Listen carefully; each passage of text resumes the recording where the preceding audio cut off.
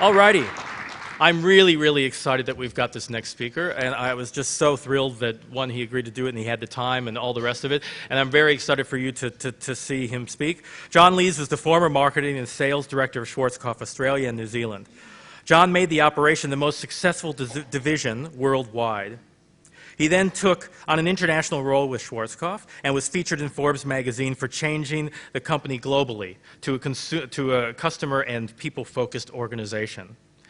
John is one of the most sought-after speakers in Australia, and we're very, very fortunate to have him today. Ladies and gentlemen, John Lees.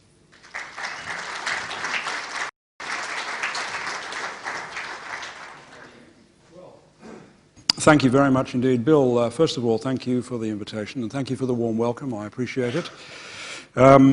Just a few things to clear up, I think, first, because audiences tend to entertain various thoughts about speakers. Bill mentioned that I was with a company called Schwarzkopf. Have you ever heard of Schwarzkopf? Yeah.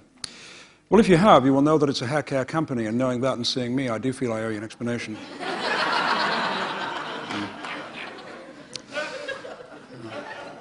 I don't think there's any point in denying it. I could sense what you were thinking when I got up. How is it possible for him to have worked for a hair care company? Thank you very much. Well, for your information, I had to test opposition products.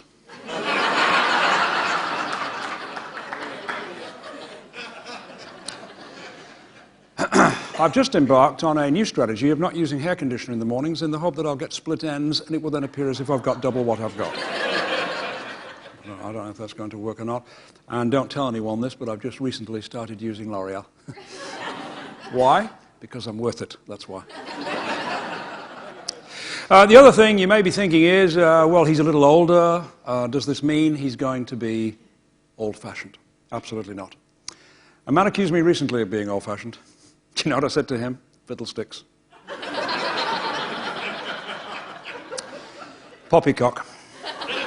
And then, quite frankly, I told him to skedaddle. I'm joking, of course. I genuinely hope you find this session to be fully sick.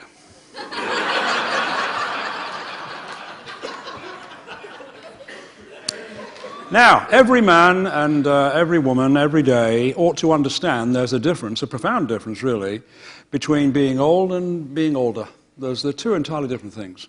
So you and I have to make a decision every day, consciously or otherwise. That decision is that you will get old or grow old. Now, to get old means that things simply happen to you and it just gets worse and worse and eventually you fade away. And to grow old means that all the days of your life you multiply your value, inside and outside business, so you never become a burden on anyone. You're always interesting. Now, I can't, obviously, speak for women, but I can speak for men. There is a time in a man's life when he knows he's old. Not older, old. And that time happens when, inexplicably, almost against his own knowledge, his trousers begin to rise.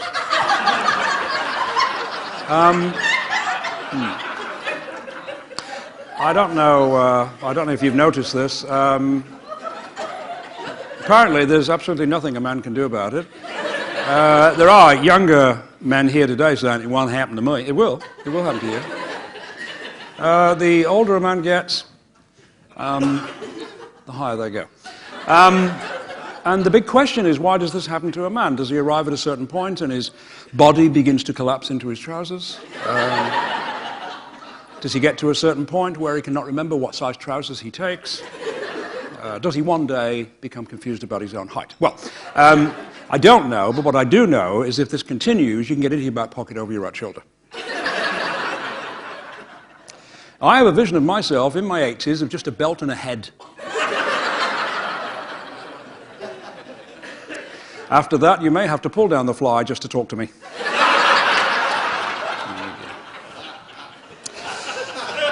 There you go. So, and the only other thing is that I'm not sure if you read this, but in the promotional stuff that went out referring to people like myself and other speakers, it may have been mentioned that Lees has written a number of books, 10 books, and you could be forgiven for saying, well, has he? I've never even heard of him. Well, I have, and I love writing. Not only as a positive preoccupation, but it makes me think about business, sort of research and development, if you like.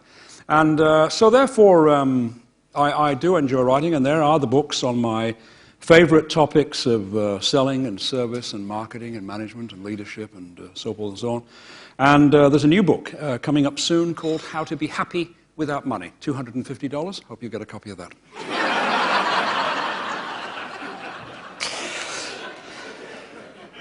I've also just completed an autobiography, which I can't say too much about because there's a lawsuit pending.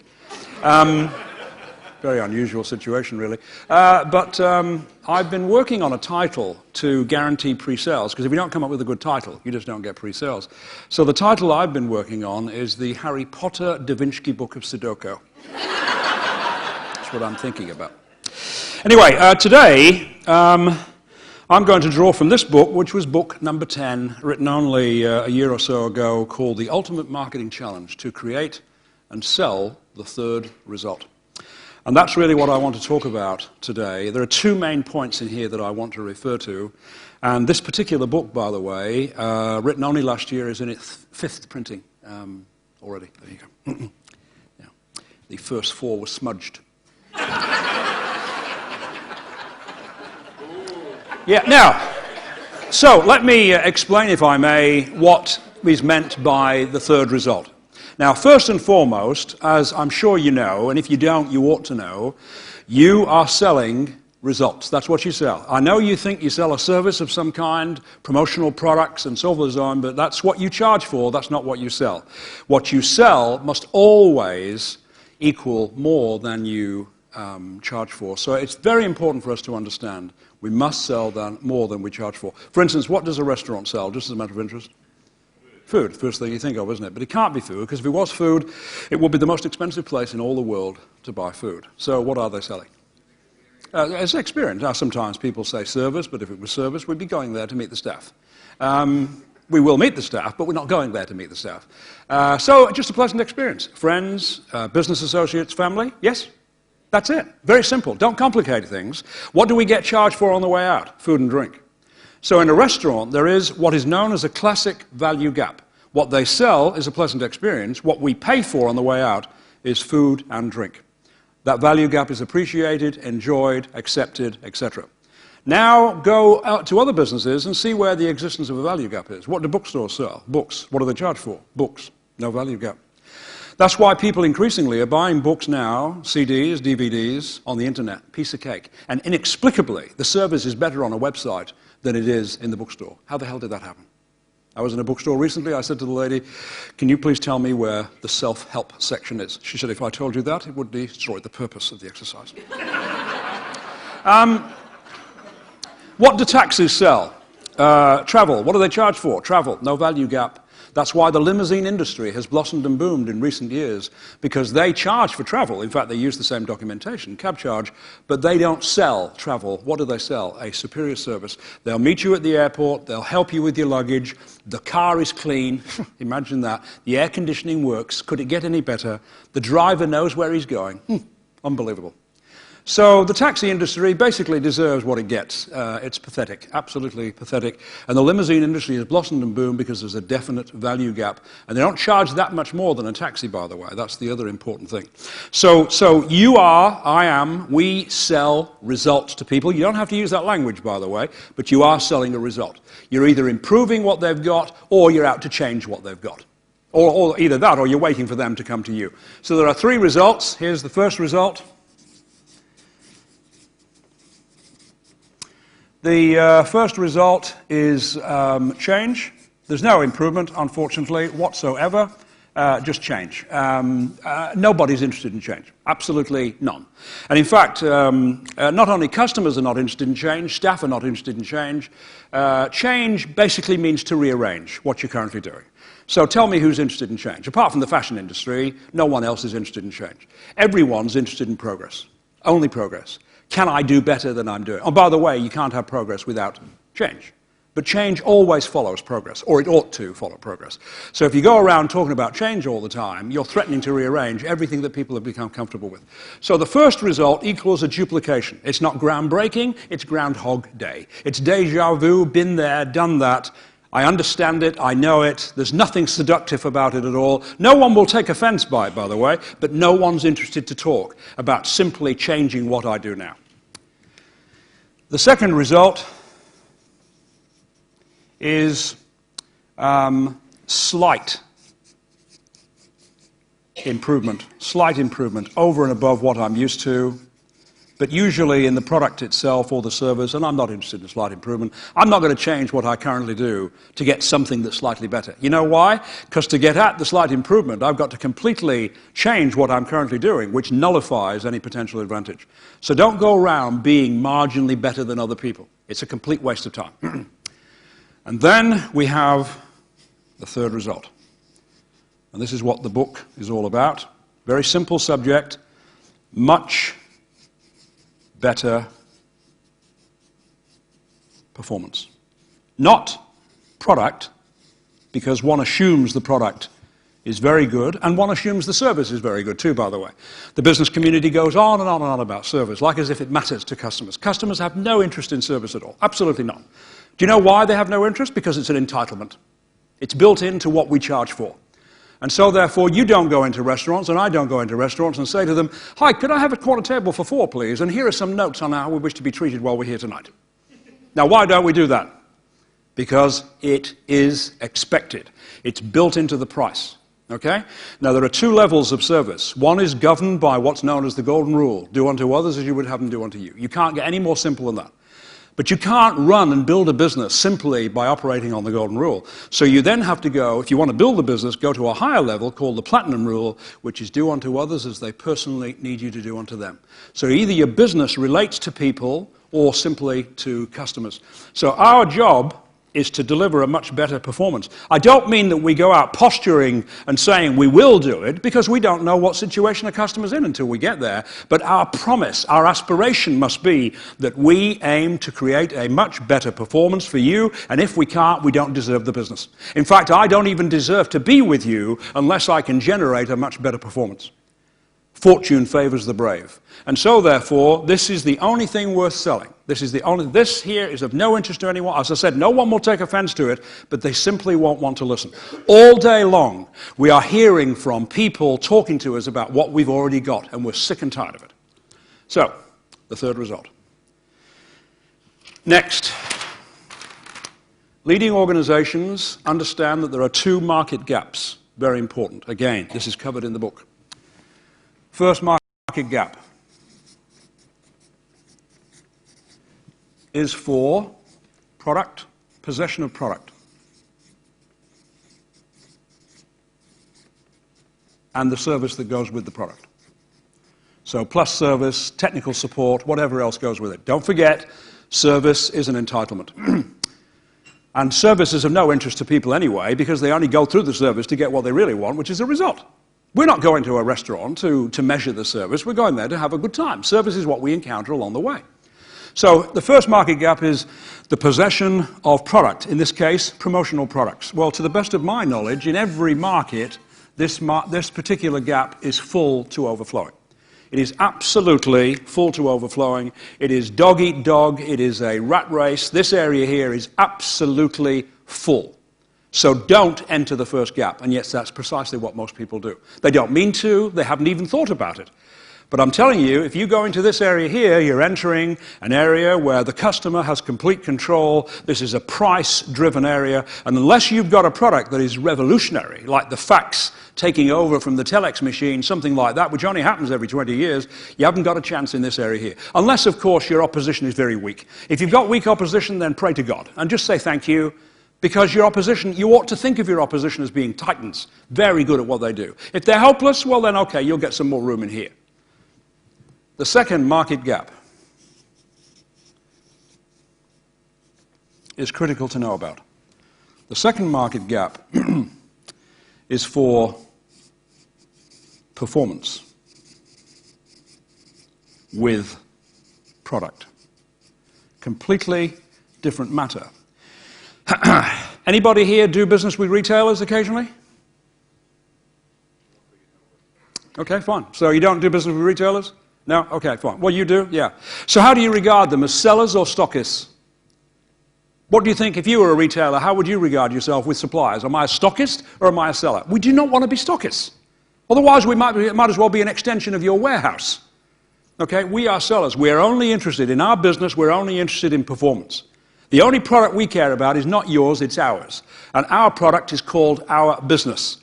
And therefore, I want to know, how can your product help my business to succeed? So performance with product is a critical factor, and this gap has hardly been developed at all. It is an absolutely massive area, not only of opportunity, but of obligation. It's a huge area. It is the area in which loyalty is built, profit is made, good, strong relation. You have relationships up here, they don't really mean a damn thing. It's not that anyone will be hostile, but if anybody shows them how to get a better result, they'll beat a path to your door. Okay, it's as simple as that. No hostility to the previous supplier. They need results. So this area is all about want, which is the business word for demand. This area is all about need. Okay? And the business community does not know what it needs when it comes to promotional products. And if it did, by the way, there'd be no need for you. Do you appreciate that? If they knew what they needed, if they knew how to analyze and make the right moves, there'd be no need for you at all. So the only reason that you exist is not simply to supply products into this area here, but to be able to provide ideas and intelligence in this area here, which sees to it that more people buy the product. The law of cause and effect. Here's the cause, here's the effect. What came first? The need for people to get involved in promotion or promotional products? Which came first?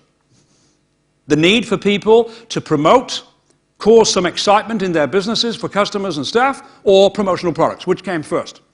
Didn't the products follow the need? Well, then why are we stuck now on the products? We should be very good at products and always making them better, but we must concentrate on the need. This is the most important area of business. So let me give you an example of how big this gap is. Take an important product in society known as superannuation. How many Australian workers have got it?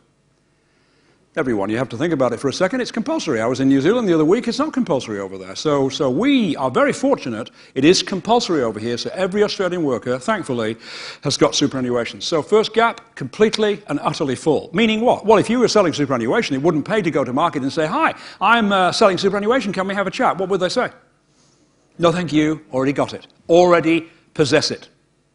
Second critical question, how many Australian workers have a sufficient amount of superannuation so that when they enter the extended period of retirement, they'll have the funds they need to lead the quality of life they'd like to lead?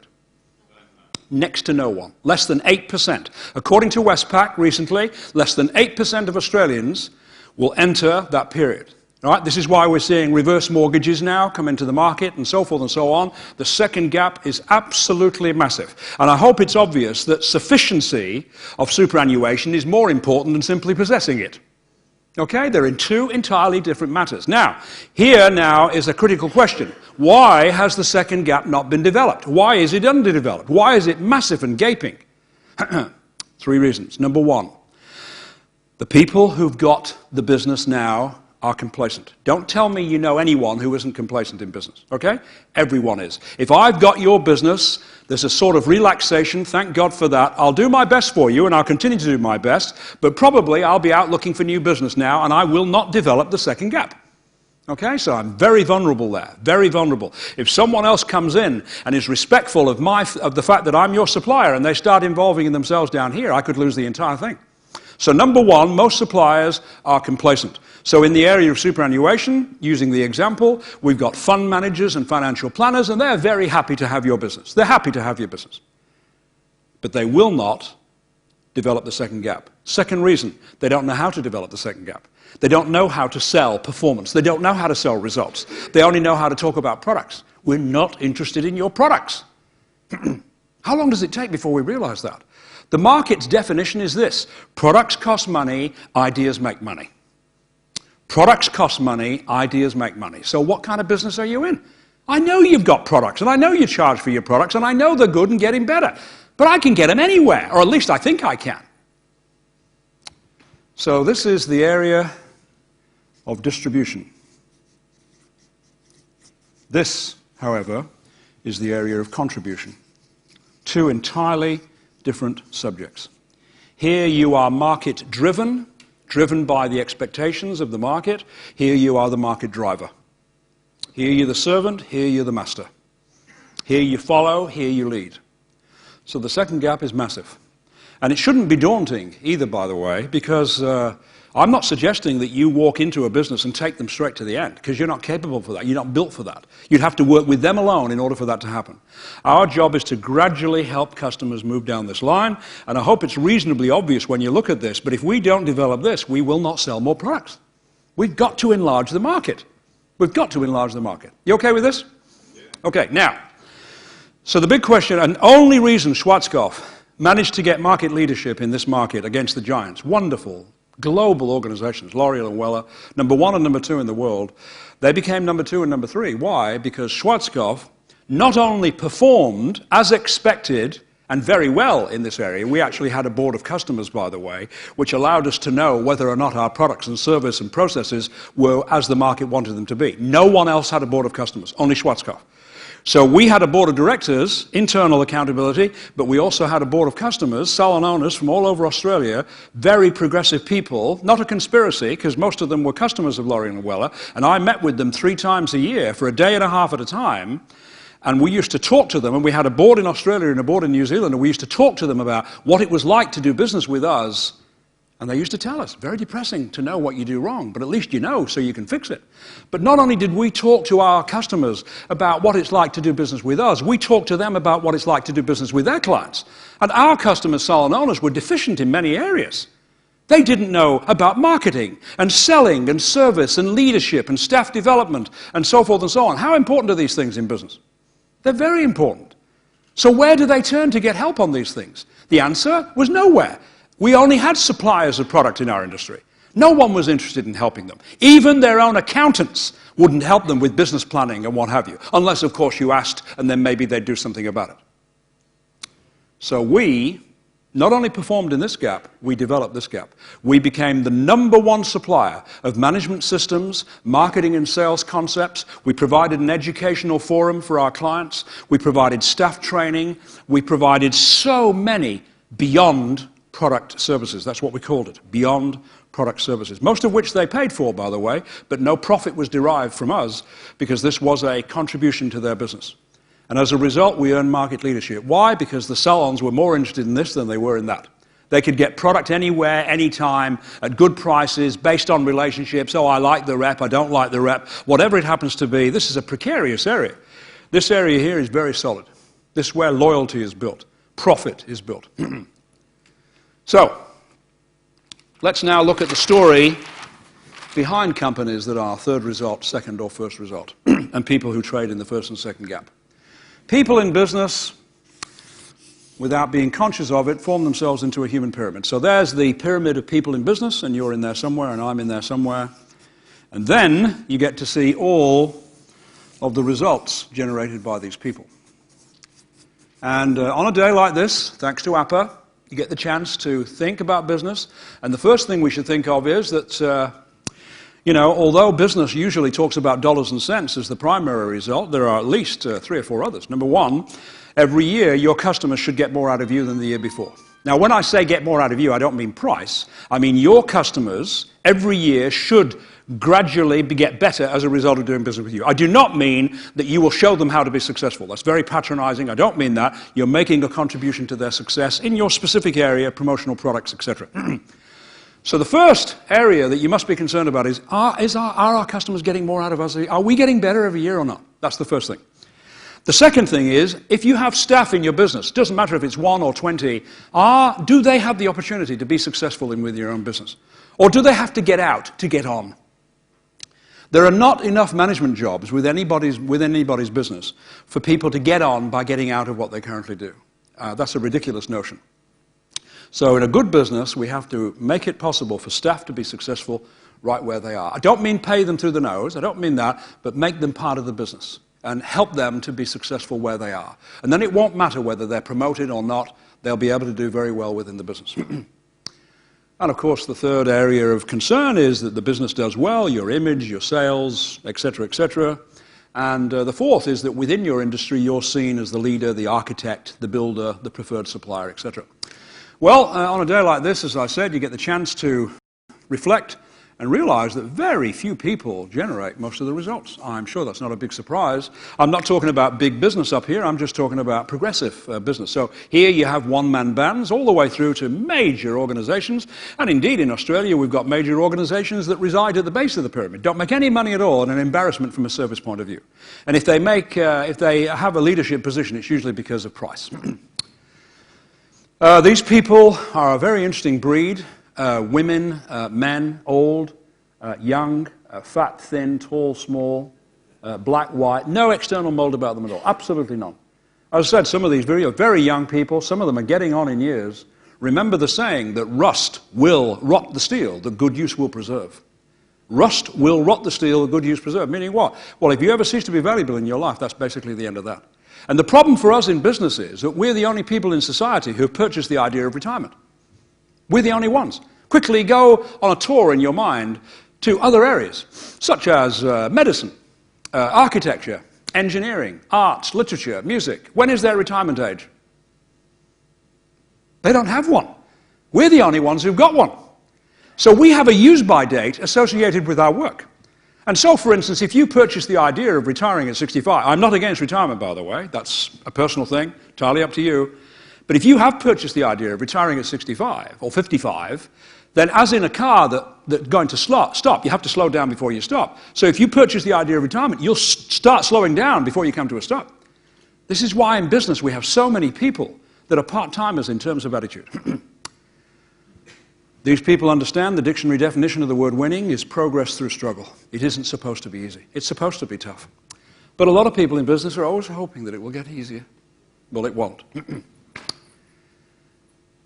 These people have purchased what it is that they have to sell. They are walking ambassadors of what they sell. They generate contagious enthusiasm. Not hype, by the way. Big difference between the two. You know when you have friends or relatives who've just read a book or see a film and they want you to enjoy it as much as they do they ask permission to tell you about it? Never. They just come straight out and tell you, and they don't go into a recipe language, they go into a menu language. Do you know the difference between the two? One is long and detailed and drawn out. Oh, I've just read a book recently, and it was 800 pages and 62 chapters, and I think, I could be wrong, 400,000 words. They never say things like that. What do they say? I just read a book. It is absolutely fantastic. It's called Get It. That's it. That's all they do. And what do we do? Okay. My brother, who's a little older than I am, he said to me recently, have you read the book by Hitler's secretary, written about life in the bunker in Berlin before the final? It's called Until the Final Hour. Have you read that, John? No. He said, would you get it? You get that book. Do you understand? Okay. Get it. We used to fight all the time as kids, hammer and tongs. I always won because I had the hammer.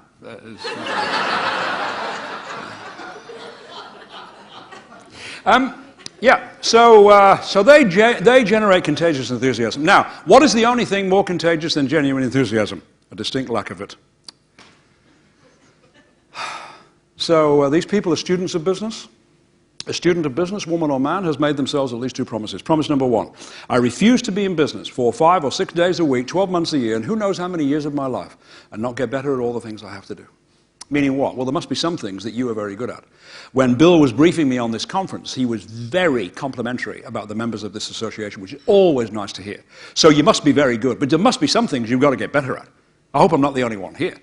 So these people are conscious of what they do well, conscious of what they must do better, and conscious of the fact they can't get better on their own. So interestingly, these are the only people in business who use external expertise.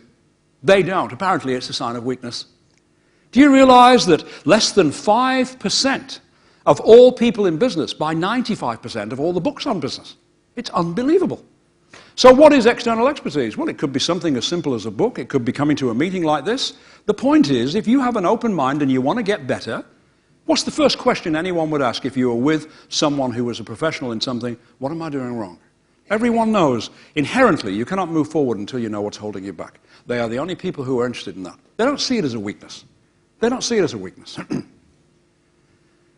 The second promise they've made themselves as students of business is that they will learn to enjoy their time in business, not endure their time in business. A lot of people do seem to be very miserable in business. I don't know if you've noticed this. They look like they haven't smiled since their honeymoon. Miserable. And then we come to the base of the pyramid. An enormous number of people generate next to nothing, which is very sad and interesting, really, because they are made of precisely the same human fabric as these people here. What happened? All children, you know, for instance, are already up there. You don't have to try to be up there. You were designed to be up there. Your human blueprint is to operate on 6 cylinders, not on 4, or to be parked. We're not built for being parked. So, these people, there's a reason why they generate so little. They see themselves as victims and casualties in life and business, waiting for whatever it is that oppresses them to pass on by and leave them alone.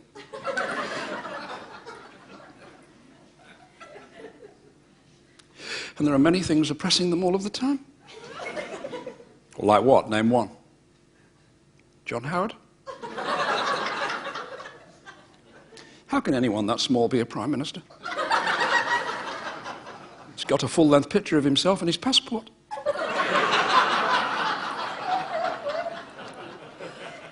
I think his family tree's a bonsai. I give up. Don't know why they just don't call him the Prime Minister and get it over and done with. Yeah, well, we've heard all that. Now tell me, how's business? Well, we're having to work very, very hard at the moment. Really? So what do you normally do? See what I mean? That kind of language, having to work very hard at the moment. Can you imagine people in sport having that kind of conversation? I mean, go back a few years, great tennis players, Pete Sampras, Boris Becker having a conversation. Boris? Yes? Well, I don't know how he speaks. Boris? Yes? How do you feel the professional tennis circuit will be next year? I think it could be very tough. And, you know, I hope it won't be. But I think it could be. And it worries me a great... They don't have conversations like that. They know it's going to be tough. They plan on it being tough. But a lot of people in business don't. They're always hoping it will get easier. It can be a harsh language, the German language, can't it? Well, I know, because I work for Schwarzkopf. I had to learn the language. In our language, we have a lovely word. That word is butterfly. The French word is even nicer, papillon. Do you know what the German word for butterfly is? Schmetterling.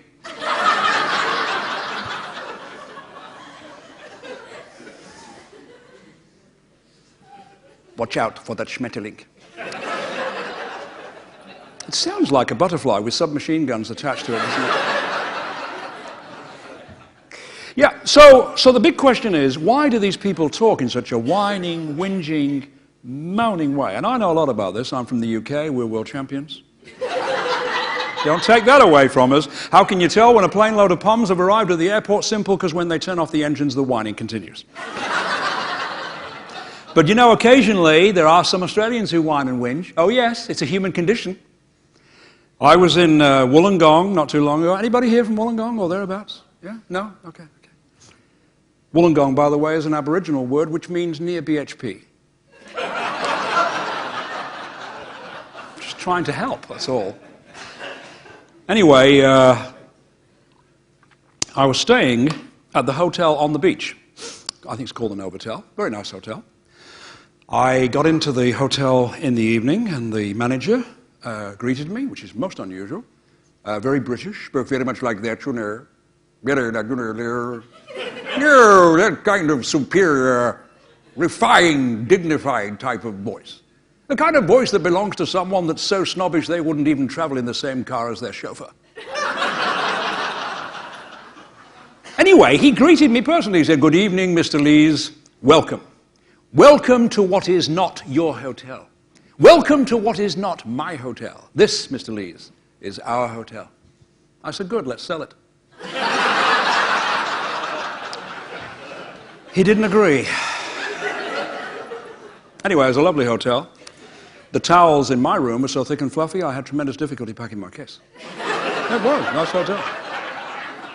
The only downside was that when I got to my room, there was a note on the pillow, and it said, "If you want our turn-down service, ring this number," which I did. And a girl answered and said, "I wouldn't go out with you if you were the last man on earth." There's no need for that. Anyway, here's the point. I was taking a walk on the beach the next morning, 7:15 in the morning, a lovely morning, just like today, lovely morning, sun glistening on the water. And you would think that people in an environment like that would be positive, wouldn't you? But there's always someone whining and moaning, and there was this guy having a whinge, having a bit of a moan. And I can't remember how far out to sea he was. Well, it's very difficult to judge. I can't swim! Yeah, that kind of pathetic whining. Can't swim! I shouted to him, listen, mate, I can't play guitar. You don't hear me complaining about it. Anyway, that story has a happy ending because I swam out and rescued him, because I'm a very powerful swimmer. In fact, I could have been on the British Olympic swimming team if it had not been for an incident in my youth which put paid to my Olympic hopes. I was banned from the school swimming team because the teacher alleged, wait for this, I weed in the pool. How petty can you be? I mean, okay, it was from the top diving board. But, now, so the big question is, why do these people talk in such a whining, whinging, moaning? Well, it's simple. What comes out of here in a human being is an echo of what's going on in there. Is that not true? So all the days of your life, we must work on this. We must learn to express ourselves better, articulate better, and so forth and so on. But this is the greatest problem we've got, not this. I've met people from foreign lands who are excellent at what they do, who can hardly speak our language the way we can, but they're damn good at what they do. There's an old saying which goes like this: the quality of you and your intentions towards me speak so loudly, I cannot hear the words you speak. So words are very important. Expression is very important. But the most important thing is what's going on in here. Now, what do I mean by that? I just mean attitude. Attitude towards business. Your business is supposed to help me. My business is supposed to help you. That's all there is. Nothing more to it than that.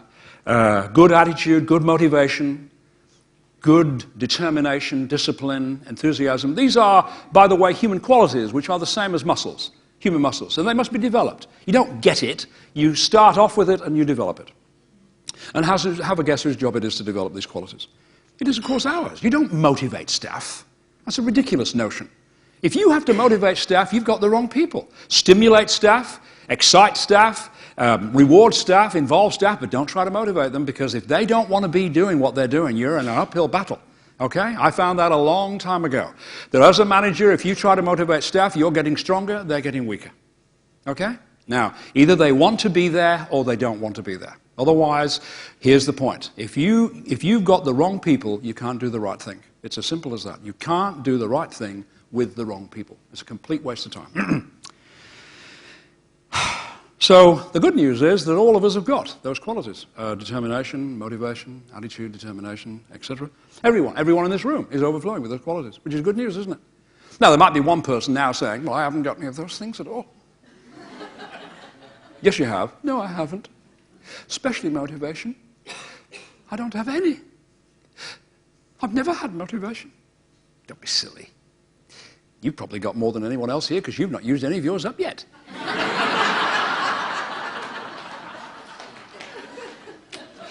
Can you imagine a man trying to get fit each day by strapping himself onto the back of a jogger? I don't think so. Can you imagine a man going to a gymnasium and saying, hello, could I have some biceps, please? Huge, bulging ones. They'd say, no, you've already got them, but you can come in here and work on them if you want.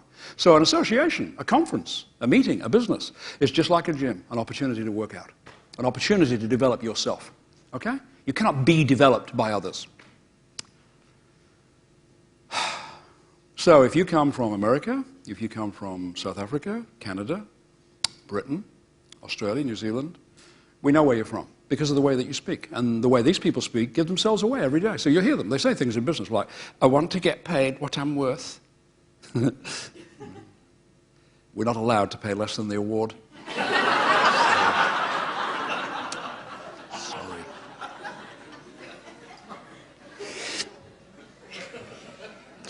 I don't think business will be very good this month. Why don't you try to be more positive? All right, I'm positive business won't be very good this month. So there's not a lot of excitement going on down here. Excitement for these people would be eating cottage cheese on the date of its expiry, just to give you an idea. They don't even burn the candle at one end. They may or may not believe in life after death. Most of them don't believe in life after dinner. Now, these people are always asking expensive questions of customers, never cheap questions. Cheap questions abound in business. What is a cheap question? A question that has taken no thought or effort whatsoever. An expensive question has taken considerable effort and thought. And that's what doctors have to do, that's what detectives have to do, that's what lawyers have to do. To get to the heart of the matter, they have to learn to ask very good quality, incisive questions. That's what we in business have to do. And you won't do it by accident, you must design the questions. They are not entrapment, by the way, and they won't take forever. But here's the kind of question that I mean. When you're talking to someone who's been doing business with the promotional products industry, you might just say to them something like, in your view, what does our industry have to do better in the future to be of more value to people like you? What does our industry have to do better in the future to be of more value to people like you? Now, notice you did not say any of my competitors. You only said our industry. So if that person has anything to say about how the industry should improve, that's a measure of what that person's not getting today. That's not entrapment, that's simply asking the kind of question. A lot of people just simply do not know how to ask expensive questions. I had a lady ring me recently and she said, "Is that John Lees?" And I said, "Yes." She said, "Well, I'm from Diners Club and we've just introduced a new corporate credit card service. Would you like to hear about it?" I said, "No, thank you." She said, "Okay, bye-bye." What the hell was that all about? Who is allowing her to ask inane, insipid, cheap questions like that? That's pathetic. So these people ask expensive questions. These people usually don't ask any questions at all, and if they do, they'll be irritating, inane questions that will drive you nuts. Questions like, why is the word abbreviation so long?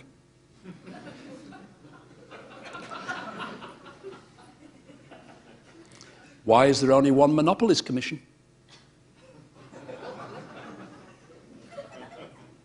Who was the cruel and heartless person that put the letter S in the word lisp? If all roads lead to Rome, how do you get out of the place? What did Geronimo used to say when he jumped off things? And, who was it that discovered you could get milk from a cow? What did he actually think he was doing at the time? And then we come to the people in the middle, and the people in the middle generate only average results. Why? Well, because they're average people, that's why. So if you ever decide that you want to be average, and don't mess around with this concept, take it seriously. If you ever decide that you want to be truly average, go and have a chat with these people here. Because I think they could help you. These people specialize in being average. They're above average at being average. Here we've got the best of the worst and the worst of the best, and they've come together to form the cream of the crop. Now, I get to meet these people on a daily basis, some of whom are senior managers of organizations who behave like junior leaders. They can't even lead in silent prayer. So how did they get the job? How did they keep the job? Because some of them carry big pay packets. Well, it's simple. Number one, they are propped up by this lot. Ask this lot. Excuse me. Yes? Why are you in business? Is it a trick question? No. Why are you in business? So that I can make money. Mm-hmm. To do what? Get out of business? Do you realize that a lot of people, at the front or the back of their mind, the only reason that I'm in this business is so that I can amass enough money to get the hell out of here? Now, isn't there a fundamental flaw with that line of thought? Now, you see a couple, they've just had a baby, and you go to visit them on the first week, and you say, how's the baby, how's Michael? And they say, oh, wonderful, thank you for asking. And what's your most dominant thought about Michael at the moment? Oh, can't wait for him to leave home. You know what I mean? You've got a job to do. You either want to be in this industry or you don't want to be in this industry. It's simple as that. You see someone walking off a football field, reasonable that he might have a gash there, a bruise there, but there's always a smile here. This is where he wants to be. This is where he wants to be. How else are we supposed to put up with the stress in business? Don't tell me you don't have stress, I'll have you analyzed. It surrounds you all day long, okay? You just go out in the traffic and you'll find stress. And trying to get customers and you get stress. And keep customers and motivate staff and all the kind of things that people talk about. It's very stressful, okay? But if you have a good reason for doing what you do, then just like a parent, you'll keep on doing it with the right attitude. So number one, they're propped up by this lot because this lot don't even want to be there. And secondly, they spend all their business lives following these people here because they are the innovators and they are the imitators. Now, innovation simply means constant progress. That's all. So that's what they sell. They sell progress. They sell progress. They don't sell change. They sell progress. So the big question for me has always been, how come so few do so well? So basically, when it comes down to the practicalities of it, this is what they do. They're very concerned about two areas of performance. Company income, dollars and cents, three varieties, high, average, low. Pretty much everybody knows about this line because this line measures what we hope to get from our customers. I mean, it doesn't sound nice when you put it like that, but let's face facts. Retailers have a name for this line at the end of every day. How were the takings today? So all income you make as an individual, staff member, as the owner of the business, is a reflection of what you're able to get from customers. Is there anything wrong with that? Of course there's nothing wrong with that. But there is something wrong if that's the only thing you measure.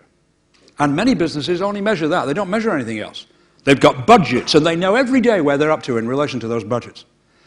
But these people have a second area of performance that they're very concerned about, as well they might be. Customer outcomes. What must they, the customers, get out of us? We know what we want to get out of them. We've got budgets. We know exactly what we want to get out of them. But what must they get out of us? The first and true measure of business success is not what you plan to get from a customer, it's what you have planned for the customer to get out of you. Because business success is never an accident. So this line doesn't measure dollars and cents, this line measures behavior, business behavior.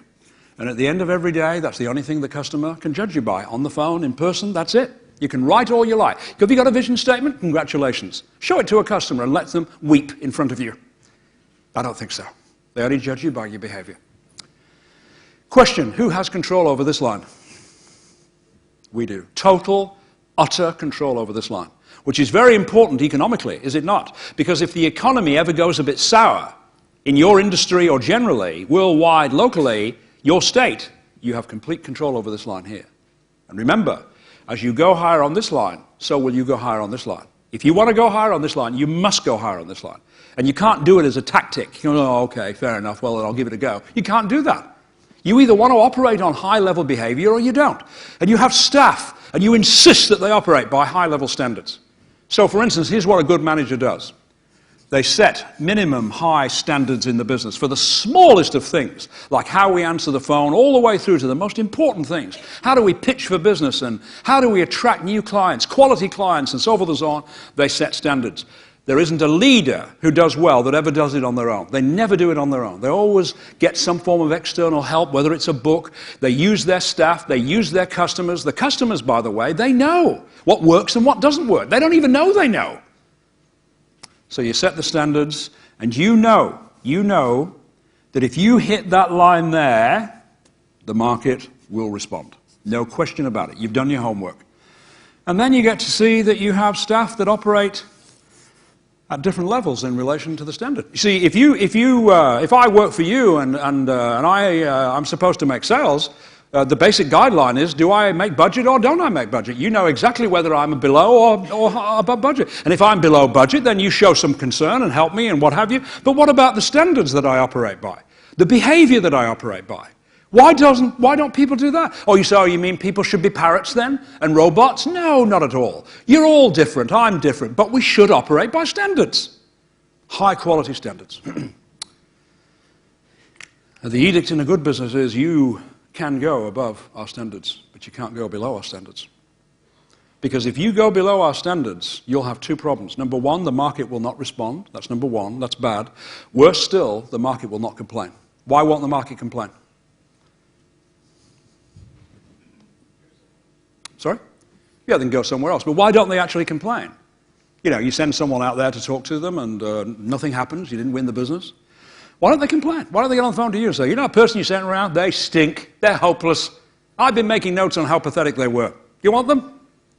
This is the best day of your life. But they never do it, do they? Are they privy to this? Do they know what this was supposed to be? Of course not. So they respond to whatever they respond. If it's good, they'll respond. If it's not, that's the end of that. So be careful.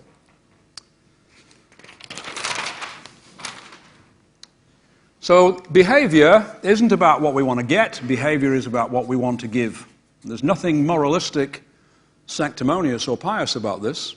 That's the only thing you've got control over. You don't have control over the economy. You don't have control over the competition. But you do have control over your behavior. So there are two aspects of behavior. One is called service. And basically service is attending to the customer. Giving customers what they want times 2 today in terms of product. So how are we to find out what customers want? Yeah, ask them. Think about it, don't you? What are you going to do? Have people ring you up and you say, shh, don't say anything, please. We like to guess what customer. We've been at it all day. The easiest thing in the world is to say to someone, how can I help you? Don't forget, want is the equivalent of the business word called demand. A certain level of demand comes to visit you, and you should be very grateful that it comes to you. But don't forget there's a second want, which is an unstated, unexpressed want, which is a very important want, and that's how customers wish to be treated during the transaction process. How important is that in your business? Very important, isn't it? So as we've discussed already, we're not in the habit of telling customers how we wish to be treated. You either do it right or you don't. And if you do it wrong, if you do not treat me right during the transaction process, if you said you were going to ring me back and you didn't ring me back when you said you were, if you said you were going to be here at 10 and you didn't turn up at 10, if you're not reliable, if you're not responsive, accessible, punctual and courteous, then I'm going to punish you. Now, how can I punish you? Sorry? Yeah, I won't give you the business. Okay, that's number one. Any other punishment that I can convey upon you? Indeed, I could tell other people. And the worst punishment of all is when the customer has a problem and won't tell you. And now you've really got a problem, haven't you? Because then you're operating from a place called ignorance, and ignorance is not bliss, it's extremely painful. So, what I found out is that business over here is very good at measuring budgets and so forth. Very, very good over here, very diligent. We're there. Every day, we're there. 2% behind, 3% up. We're there. Over here, we'll have no idea what the hell we're doing. I'll give you an example. I'll give you some examples. I go to hotels just about every week of my life, and usually one of these is waiting for me in the hotel room. I know you can't see it, but you're a fellow traveler. You know what it is. What is it? Next questionnaire. This one says, to me, dear guest, signed by 2 people, the local managing director, and the international vice president of marketing for the United States of America. Ding!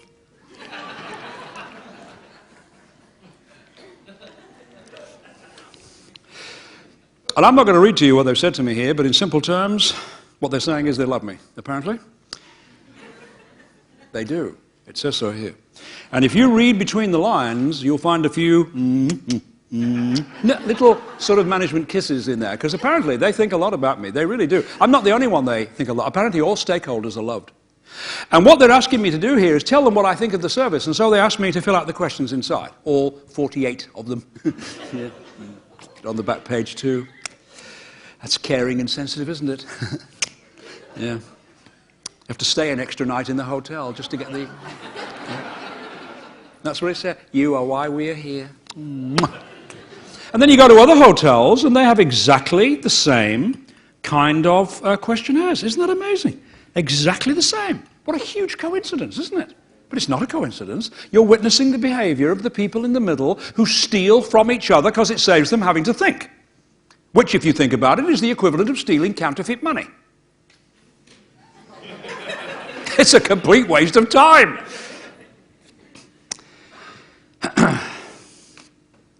So this middle area here is a no-thinking zone. It's a no-thinking zone. So I want you to imagine a boy, age 8, and he says to his parents one Sunday morning, Mom, Dad, is it possible to have a meeting just for a couple of minutes in the kitchen? A meeting? Yeah, it won't take long. Okay. So they go into the... sit down, please. Okay, what religion am I? Is that it? That's it. I just want to know. Oh, okay. Well, you're Catholic. Okay, thank you. End of meeting. Well, why did you ask? Well, it certainly saved me having to think about it, won't it? That's what we do. We inherit lines of thought. A policy within most companies is a reason never to have to think again. We've already done it. You were hired from the neck down. It's a terrible disease. And if we were prepared to do that with religion, we'll do it with other things too. I can remember as a boy, my parents used to lean a certain way politically, and I used to think, if my parents think that way, I will think that way too. But eventually I grew up and did some thinking for myself, and I realized I don't want to be a neo-Nazi.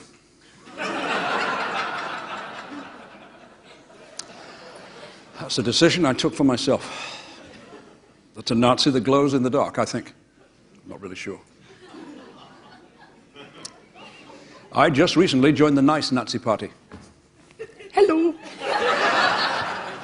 So, does anyone ever get this right? Yes. Here's a hotel that only asks 2 questions. What kind of questions did I say they ask? Expensive questions. See, well thought out questions. Do you honestly think that customers think of service as being 48 things? They don't. Who's the greatest expert on the service you give? The people you give it to. So you either ask them or you don't. That's why I'm forever grateful that we had the foresight to create a board of customers. Created by accident, kept going on purpose for 8 years, by the way. 8 years. Now here's a hotel that only asks 2 questions, but they're very good quality questions. Question number 1. What, if anything, have you found to be pleasing, valuable, or distinctive about our service? I think you ought to know what you do well. Then you can do more of it, include it in your marketing, etc. What, if anything, have you found to be valuable, pleasing, or distinctive about our service? Second question. What, if anything, would you suggest we urgently consider changing in order to improve our service to people like you? Wonderful question. Simple question. What, if anything, would you suggest we urgently consider changing to improve our service to people like you? They know the answer to this, by the way. And the answer might be something to do with reception, concierge, the brasserie, housekeeping. Yes, it's wherever they saw it. We don't need to ask them 48 questions. That's dumb. Well, when you're very good at giving service and helping people with the products they want today, and you get to the highest level, then you'll know what it's like to have average income. You say, well, how could that be? How could we be very good at both once and get average income? Well, as I said, this area is an entitlement. People think they can get products anywhere, anytime, at good prices and good service. This, ladies and gentlemen, is the first gap. Your customers are not meeting in a park today trying to figure out how to get better service from you. You either give it or you don't. So now you have arrived at the starting line of business, not the finishing line. And you enter the second area of behavior, known as selling. And we should just pause for a minute here, because selling does not enjoy the best of images, does it, in business these days? Why? Well, number of reasons. Inane telemarketing calls. Right? We're receiving 1 billion unsolicited calls each year now, and I would say 99%, not all, 99% are inane. They're absolutely useless and pathetic, and they're driving us nuts. Junk mail drives people nuts. They don't even look at it. Go to the business post boxes and look at people take out what appears to be legitimate business mail and then junk mail, and they just separate it, don't even look at it, and they go straight in the bin. They don't even look at it. It either has that feel or it doesn't. So we've got telemarketing, junk mail, spam. I keep getting an email asking, do I want an operation to extend my penis by 3 inches? The hell's that all about? And what am I supposed to do if I have the operation? Go around boasting that I've got a 5-inch penis? What? Then we got door-to-door selling, which still persists to some extent, which I know about because I used to be involved in door-to-door selling, which didn't work for me because I was selling doors. I used to go, knock, knock, damn it, they've got one. Then we've got girls of the night, you know, involved in a form of selling, which is interesting because they've got a product, they sell it, and they've still got it. So selling, what is selling? Selling is the highest form of service that you can offer. This is the area of the second gap. This is leading and guiding someone to do what they have to do. It doesn't matter whether they agree with you or not. It doesn't matter. You, in selling, operate by the first decision. You operate by the first decision. The client has the second decision. It's his business, their money, not yours. They make the second decision. You must make the first decision. This is what I think you should do. If I were you, this is what I would do. They desperately want to hear that, knowing that they hold the keys to the second decision. So selling isn't attending to the customer. It's achieving for the business person, because that's who you sell to. You do not sell to a customer. The word customer means buyer. So have a guess what buyers are mostly interested in.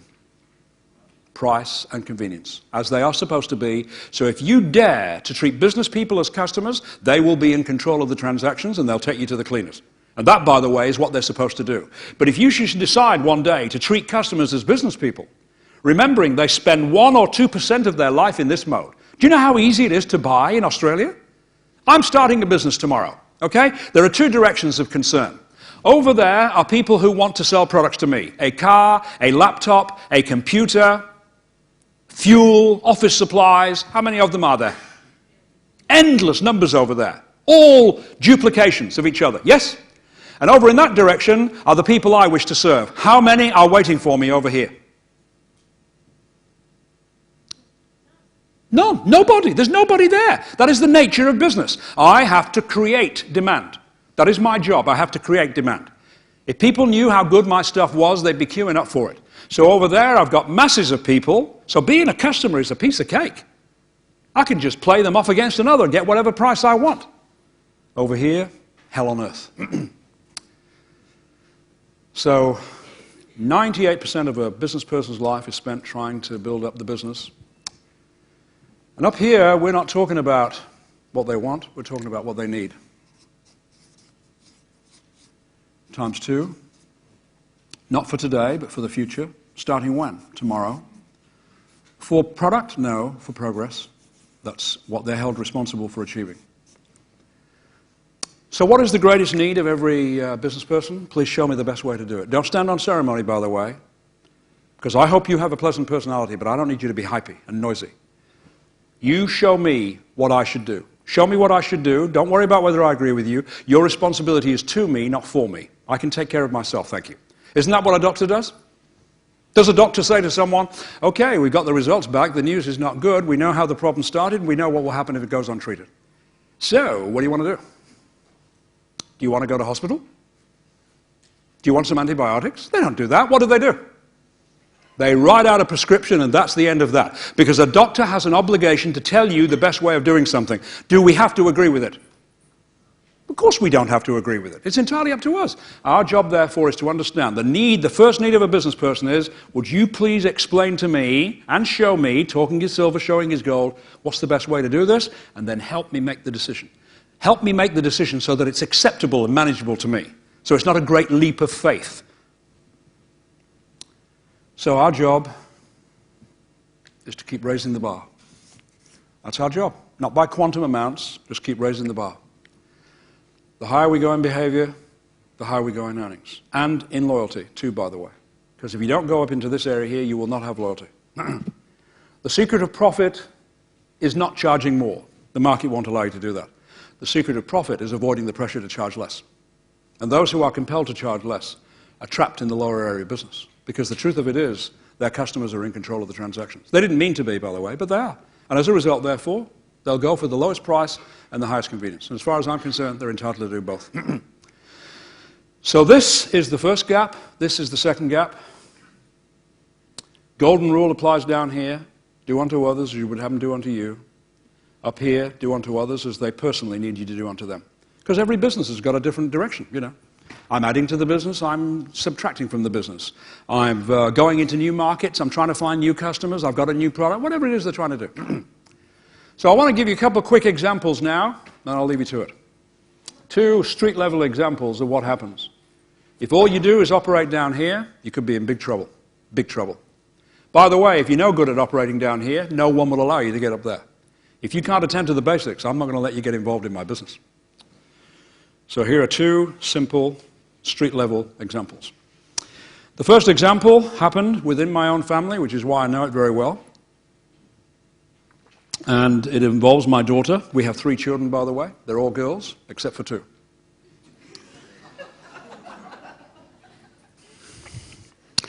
And 11 years ago, my daughter was getting engaged. I should just say, by the way, before I explain this, that my daughter works in our business in a marketing capacity, and she's a little sod, basically. My daughter knows how to embarrass me. She's very, very good at it. She's even found out how to do it now while I'm away on business, and she knows she can't be fired. Because if I try to fire her, her mother will step in. Absolutely. Anyway, just to give you an example of what I mean, I was staying in a hotel in Christchurch called the Copthorne, and I rang our office in Sydney, and Carla, that's her name, answered the phone, and I said to her, have certain documents arrived for me from one of our clients? It was a pharmaceutical company. She checked and said, yes, there are 3 pages here. I said, would you please fax them through to the hotel? And I gave her the fax number, the room number, etc. Simple request. Tragic mistake on my part. Because I had given my daughter an opportunity to do what she loves to do in life, which is to embarrass the hell out of her father while he's away on business. Now, here's what she does. This is absolutely true, by the way. Only happens about every 3 months, which is why I keep forgetting about it. She sends me the documents I asked for. She has to, but on the fax header, which introduces the documents and states who they're for and how many pages, that's where she goes to work. She puts very embarrassing messages, and then she makes sure the hotel staff read them because she puts little signs around the message. Highly confidential, private, personal, all guaranteed to make sure the hotel staff have a quick peek. I've had some very embarrassing faxes. Once in Adelaide, I received a fax which said that our company suspected me of embezzling funds. And that I was to be investigated upon my return. I remember the looks I got that day in that hotel. Another time, I was in Brisbane and received a fax which said that a package had arrived for me at the office from a company called King of Porn. Did I want it sending to my next location? And I knew at the Copthorne in Christchurch I'd made the mistake because instead of the light tap at the door from the young guy at concierge desk, there was something of a banging at the door. When I opened it, he said, this is for you. It's exactly how he looks, for you. And I knew. She's done it again. Dear John, a hotel called from Auckland and said you left without paying your hotel bill. And that you owe a substantial amount for your minibar. What should I do this time?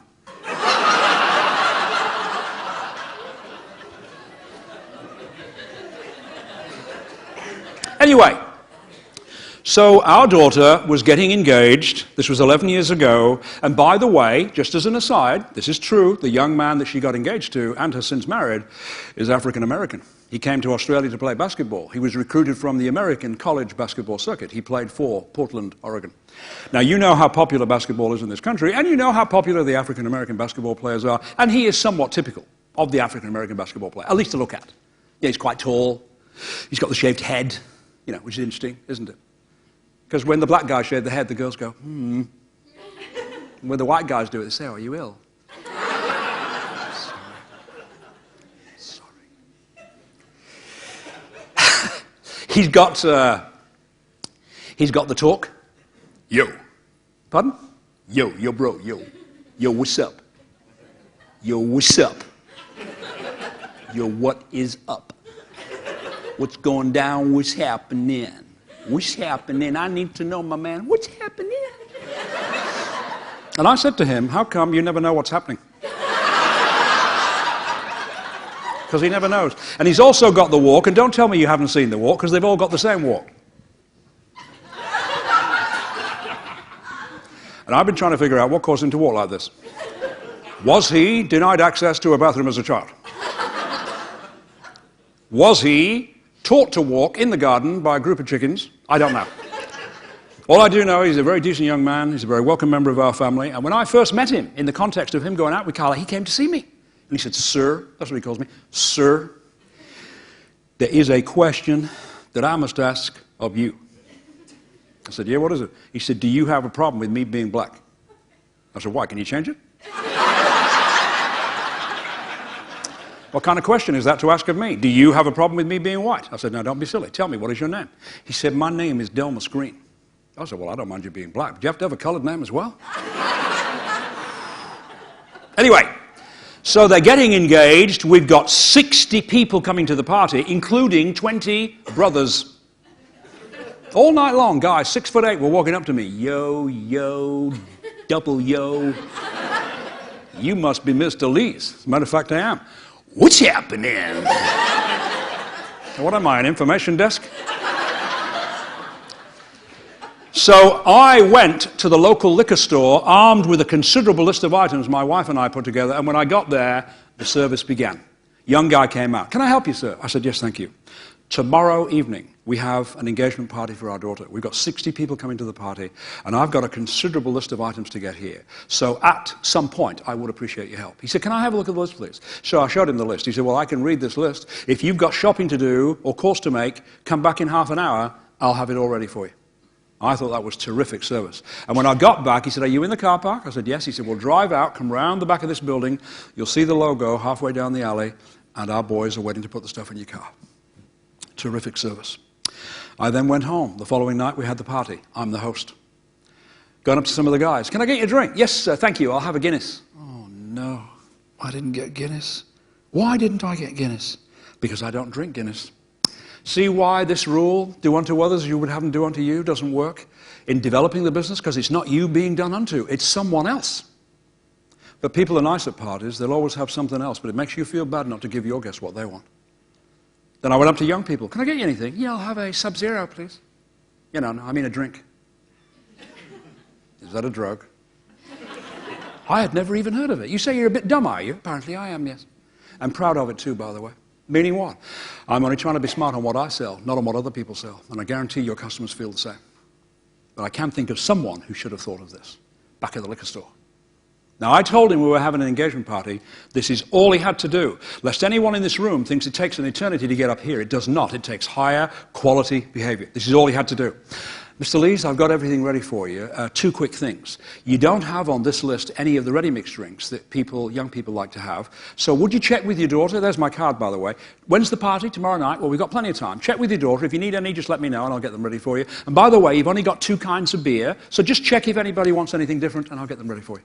That's all he had to do. But he didn't do it. And because he didn't do it, ladies and gentlemen, as the customer, I succeeded in the store, did I not?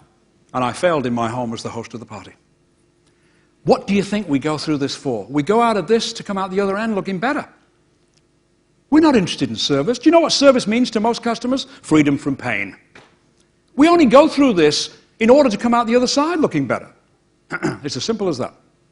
But he didn't do it. Why didn't he do it? Was it his fault? No. He's working the kind of business that's big on budgets and small on behavior. And he missed out on the higher sale. How unfortunate. Anyway, they got married. I think I told you that. And 9.5 years ago, they had their first child. Our first grandchild, Jaden J. Christopher Green.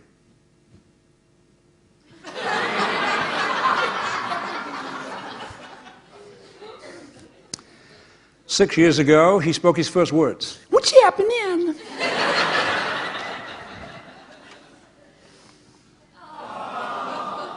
Don't you think he looks like me?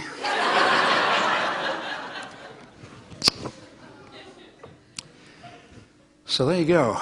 So this is the most important area of business. To produce the third result, you must enter the area of need. That's what professionals do. When you go to see a doctor, they know you don't know what the problem is. You speak a language to the doctor. It's called symptoms. It's the equivalent of what a customer wants. Always be courteous, always be competitive, and always be thankful if a want comes your way. Listen to the want, but then go look for the need, because the need always exists. Your customers are not students and experts of promotional products, and nor do they wish to be. They were hoping to meet one. And the other question, of course, is, and we don't have time to cover it today, but maybe at some point we will, is how do I create demand? What if there's no one knocking on the door? What if there's no one calling me? What the hell am I supposed to do then? And I'm faced with that problem just like you are. Okay? And the only way to do it is to use the kind of language and to have the kind of purpose that is second gap based. You can't advertise and promote a service that people already have. It's a complete and utter waste of time, unless they're very upset with what they've got. And they're not likely to be. So remember this, you can't enter the second gap with a customer or a prospect unless you acknowledge the first gap. You must say to people, I'm from, we do, I take it you've already got access to promotional products in one form or another. Is that correct? What will they say? Oh, yes, think so. Yes, thought you would have. And I take it that whoever's looked after you has been satisfactory. Is that correct? What will they say? Yes, thank you. Not here to challenge that. You're not. Absolutely not now. No, I assume all that to be the case. But I imagine if you found out you could create much better results for your business, then maybe you'll be interested in the ideas that we have, because that's what we do have, ideas as well as products. And then you've got a conversation on your hands. But if you don't do that, what will they think you're trying to do? Attack. They'll think you're attacking and changing what they've already got, and they don't want to do that. They don't want to do that. So to finish off, Every week of my life, I write an article on business. And if you want to get it, just let me know. There's no cost involved. I love writing, as I said. Helps me to research, think about business. My email address, I'll put it in capitals, is info@johnlees. That's of Greek origin, by the way. Descendant of Hercules. .com.au. So just say, article please, newsletter please, or whatever, and I'll send it to you. And that's it. It's just an email article, good joke, that's the end of that. So if you want it, I'll be more than happy to include you on it. And today I brought with me this particular book. If you want to get a copy of it, it retails for $33, and I brought it along for just $20. The Ultimate Marketing Challenge, How to Create and Sell the Third Result. It's not exactly a tome. It covers the second gap in detail and how to create and sell the third result, and includes sales strategy. It includes sales strategy and so forth.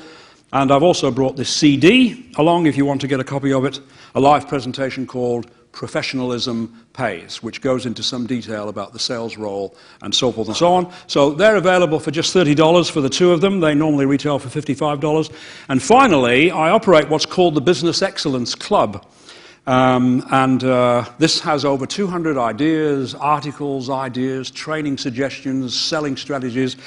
And if you want to join, I'll give you a copy of this outside.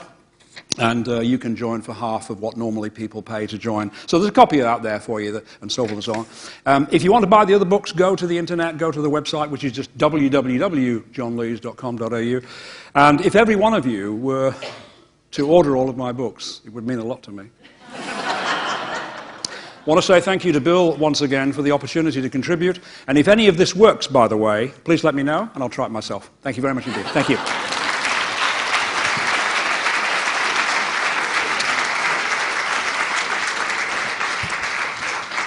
How fantastic was John Lees? Give him another round of applause.